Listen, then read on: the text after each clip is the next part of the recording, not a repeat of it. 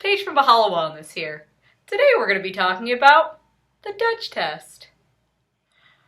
Now, in regards to the Dutch test, this is a test that's going to tell us about hormonal imbalances and melatonin levels. To get started, the first thing you'll need to do is fill out the requisition. Now, this is quite an extensive requisition, so please fill out as much as possible. It's asking from patient information to times of your cycle, which is important for us women, and then symptoms and other things. So fill it all out. Once you're done, you're going to send it in with your specimen. Here is how we're going to do your specimen. So this is a urine test in which you are going to be peeing on each one of these at certain times of the day. To get started, though, you need to do a little bit of preliminary work. Please read through this entire instruction sheet very thoroughly before doing the test.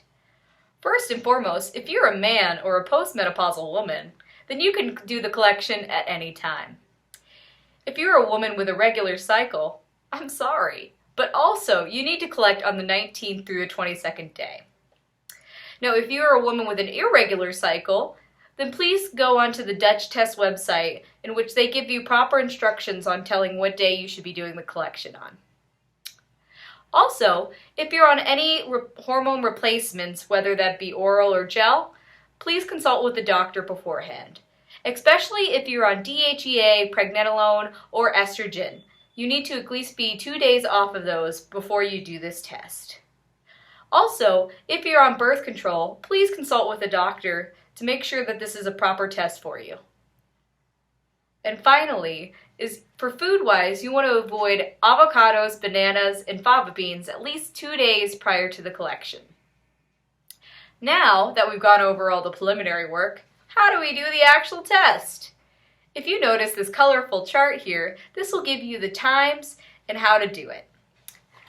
Also, we have these fun little papers that will tell you the exact information as well. Your first collection will be at dinner time. That's approximately around 5 o'clock for some people. What you're going to do is you are going to urinate either directly onto this little paper here, or you can get a cup and then insert it there and leave it there for a second until the entire paper is saturated. Once it's saturated, you need to make sure this air dries for as long as possible until it's completely dry. You also need to fill out, probably before you do the urine, the name, the time, the date of collection, and the date of cycle if you are a woman. The next one is you're going to do one right before bed, approximately 10 o'clock for some people. Same concept with the paper. Make sure it's fully saturated and you filled out all the information. For these first two tests, please be without fluids as much as possible. Now, for this third one, this is a variant.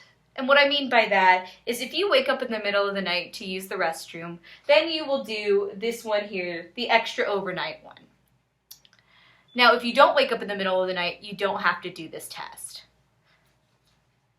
The next one here is the one immediately upon wakening, which can be roughly about 7 or 8 for most people.